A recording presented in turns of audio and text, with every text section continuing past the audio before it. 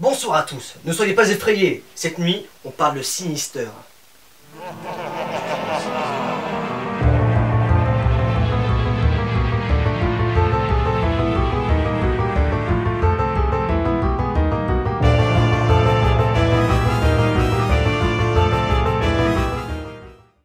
Ce film est sorti le 7 novembre 2012, donc il a un peu plus d'1 an. Réalisé par Scott Derrickson, il est le descendant d'une brochette de films tels que L'exorcisme d'Emily Rose, Le jour où la Terre s'arrêta ou encore Hellraiser 5. Les bons films d'horreur n'ont pas forcément un gros budget, il faut que l'idée de départ soit bonne et que le réalisateur ait de l'imagination. Vous savez ce qu'a déclaré Scott Derrickson? Il a dit, je cite, « Tous ceux qui paient pour aller voir un film d'horreur le font pour éprouver un sentiment d'angoisse pure, dans un cadre rassurant. Du coup, mon principal objectif était de réaliser le film d'horreur le plus angoissant possible. Mais Sinister n'est pas angoissant. Les 3/4 du film on ne voit rien, il faut deviner les formes, et le quart restant, c'est des jumpscares. C'est dingue, ce film est sorti l'année dernière, il y a 30 ans de retard. Je pense qu'il aurait été un film culte dans les années 80, au même titre que L'Exorciste. Parce qu'il y a de bonnes idées, mais le problème c'est qu'il est sorti en 2012, soit 34 ans après Halloween et 32 ans après Shining. C'est dans ces années-là que se sont formés les clichés, à l'âge d'or des films d'horreur. Et comme il en est truffé, il aurait été certainement un monument du genre. Mais bon, avec des cires on peut refaire le monde, ou couper du bois.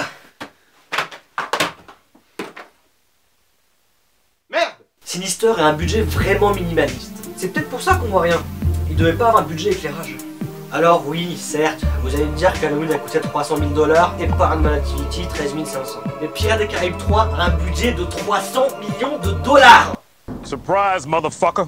Bref, pour résumer le film, le schéma narratif c'est quoi? Ben, comme tout film d'horreur qui se respecte, on a une famille qui n'a aucun problème. La mère est au foyer et le père est... Auteur de livres inspirés de faits réels. Bon ok, mais on peut faire plus glauque. Ouais, pour faire vivre ma famille, j'ai gorge détruite. Bon bah bref, durant le déménagement, le père de famille, Ellison, décide d'aller dans le grenier pour fouiller et découvrir un carton plein de bandes magnétiques et il décide de les visionner. Imaginez que ce soit une sextape à la place, ça aurait été un bide.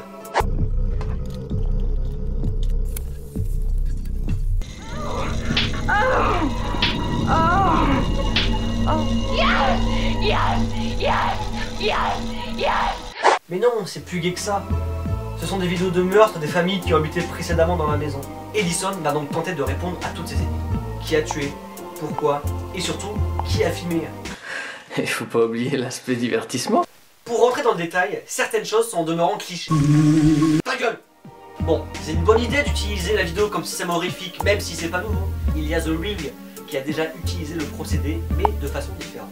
Dans The Ring, on sait dès le début que la vidéo tue, alors que dans Sinister, le spectateur découvre la vidéo en même temps que le héros, et on voit son effroi et ses réactions. Utiliser des articles de journaux serait bien plus pertinent au vu du métier d'Ellison plutôt qu'une vidéo dans une vidéo. En plus, on a voulu ça jouer Almodovar en filmant en 16 mm, mais on n'assume pas jusqu'au bout parce qu'on filme quand même en 16 neuvième. Et puis merde, ils auraient quand même pu essayer le format 4/3, ça n'aurait pas gêné, je veux dire, et puis ça aurait évité que je m'énerve surtout.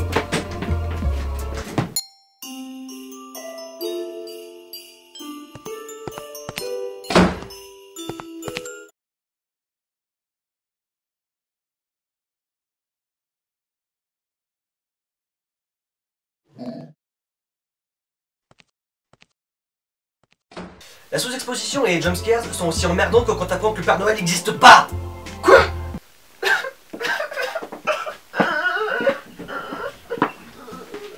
Entre autres, la sous-exposition. Elle vous empêche de voir le film correctement, on y distingue juste des formes. Oui, non mais attends, tu peux pas dire ça. Le noir, ça sert à la mise en place d'une... Ta gueule! Ça viendra plus tard à ton tour.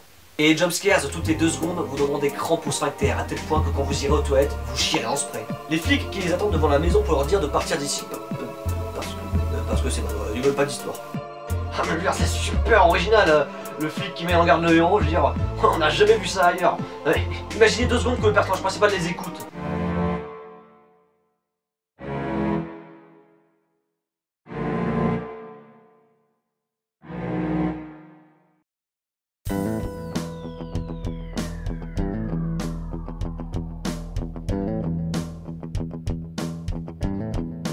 Bonjour, monsieur King.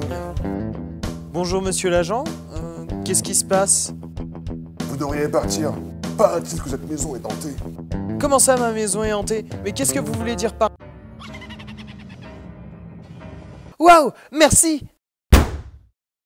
Parce qu'un film d'horreur sans cliché n'est pas un film d'horreur, voici notre top 3 des clichés de Sinister. Eh Simon, t'as vu ça rime? Ta gueule.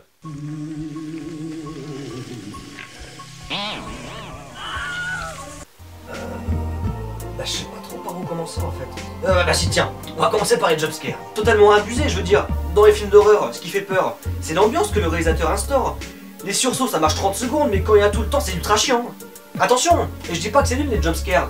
Dans la scène qui instaure une vraie ambiance horrifique, en mettre un ou deux c'est très bien. Ça permet de surprendre le spectateur quand il ne s'y attend pas. Mais le problème dans Sinister, c'est que chaque scène se termine systématiquement par un... Vous voyez que c'est chiant. Les enfants. De mémoire, je ne crois pas en avoir déjà vu dans un film d'horreur. Ah si, à part dans Shining, Possédé, Children, Exorcist, Camping, avec Visage donné, The Ring 1, 2, NC12, Les Gorges 2, 3. Alors, vous l'avez peut-être remarqué si vous avez vu le film, mais putain, on voit rien, le film est complètement sous-exposé. Certes, les films d'horreur sont censés être sombres, mais là, c'est même plus ça. Je veux dire, l'écran est constamment sombre, du coup, on s'en fout de ce qui se passe puisqu'on voit rien. Mais putain, mais sérieux, on dirait qu'il fait aussi noir que... Dans le cul d'un taureau par une nuit sans lune. Remercions le monteur pour cette magnifique illustration de mes propos. Et tout de suite, le point philo. Simon, tu peux y aller.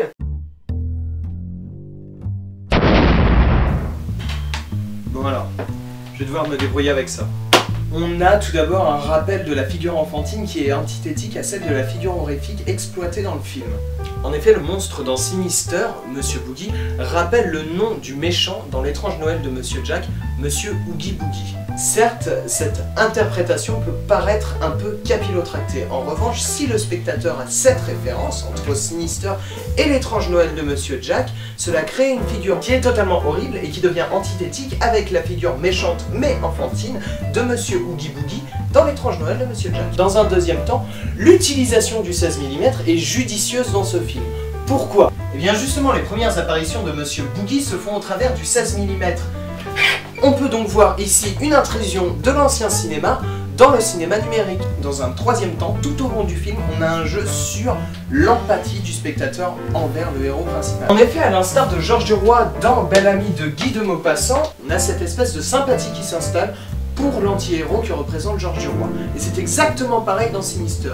Au début, on a quelqu'un qui fait un travail exécrable, qui boit, pour ne pas dire à la limite de l'alcoolémie, qui change par ses malheurs en voulant sauver sa famille. En définitive, on peut dire que bien que le film Sinister tire un peu sur le nana, il y a deux ou trois petites choses qui sont à peu près exploitables. Voilà, c'est la fin de ce point philo, j'espère qu'il vous a plu, et n'oubliez pas, boire ou conduire, il faut choisir.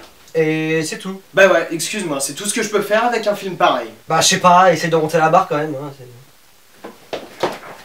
hey, mais reviens. Tu respectes ma putain d'autorité, ok? Bon, moi je vous laisse. J'ai un travail à terminer.